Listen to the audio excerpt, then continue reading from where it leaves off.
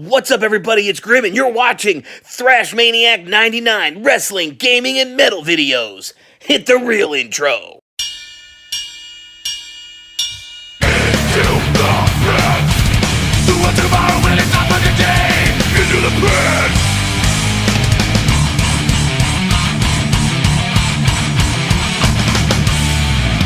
What's up, Thrashers, and welcome back to the Thrash Maniac 99 YouTube channel, and yet another Mosh Pit review, solo album review. This one was the one that won the poll on the community tab of my YouTube page, and be sure to look out for another poll for next week, or whenever there's multiple albums coming out in a certain week, where you guys get to decide which of those albums gets a solo review, a more in-depth review, such as this one. And this one was the winner for this weekend, which is the 25th through the 28th. And this album I'm going to be talking about is called When a Shadow is Forced into the Light by Swallow the Sun. Now, admittedly, my relationship with this band is fairly new. I always heard the name Swallow the Sun, and I've heard amazing things about them, but I never actually listened to a full album of theirs until now.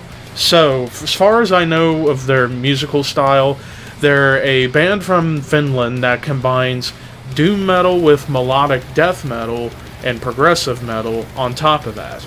So basically it's like a proggy version of Amorphous or, say, early Catatonia. It's kind of like, to me, when I heard this album, to me Swallow the Sun is sounding like an amalgamation of Catatonia, Insomnium, Amorphous, and even a little bit of Edge's Sanity kind of thrown into the mix. And that's the feeling I got with this album. So, how is this album, or how was this album? Well, I gave it a couple listens, and, well, the opening track, the title track, was quite ethereal, if I must say so myself. Then again, pretty much every single song on this album tends to revolve around a similar idea, which is incorporating atmosphere and an ethereal quality to the songs. Vocally, pretty much majority of the tracks on this album are clean vocals with some moments of unclean vocals. Now, a lot of people call these guys a quintessential death doom band.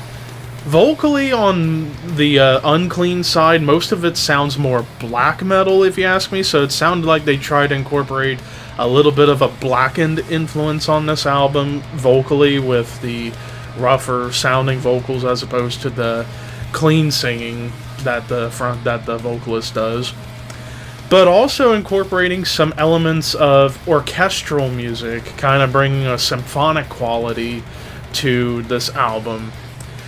Now, the first half of the album was quite emotional, especially the second track, The Crimson Crown, which is the longest song on the album, and I may say it was probably my favorite of the whole entire album, because of the fact they basically combined all of their core elements but made it into an even more epic song, and a much more somber song, might I add.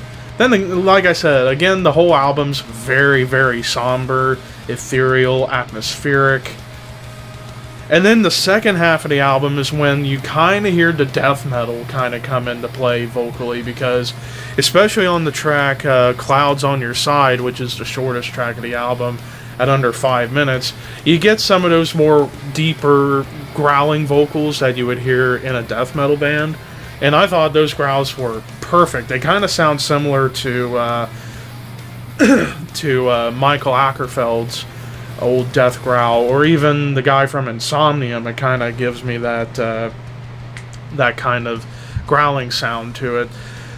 So overall, and then of course the song Here on the Black Earth, you kind of get a little bit of a funeral doom influence. Well, maybe not funeral doom as a genre, but a little bit of that funeral dirge influence with the organ at the beginning, and it kind of does stick through the majority of the song, at least in the first half, and then the second half they go back to using like violins and stuff.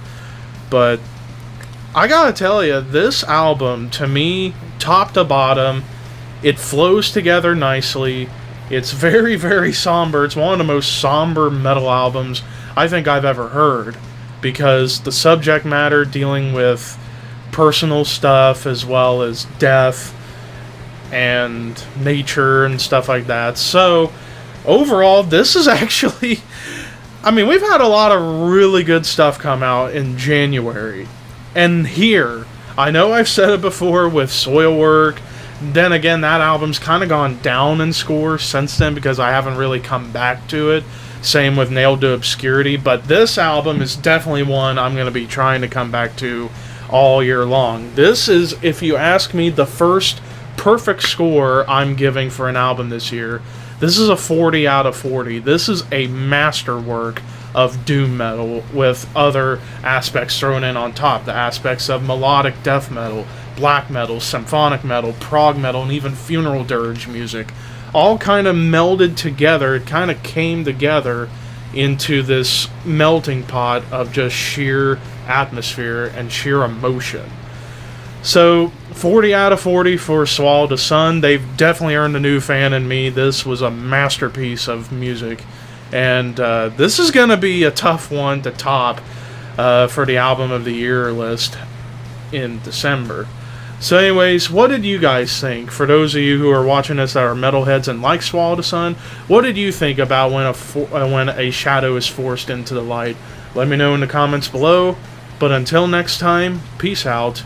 And I will see you later this weekend for NXT TakeOver reviews tomorrow night, and then the Royal Rumble review on Sunday night.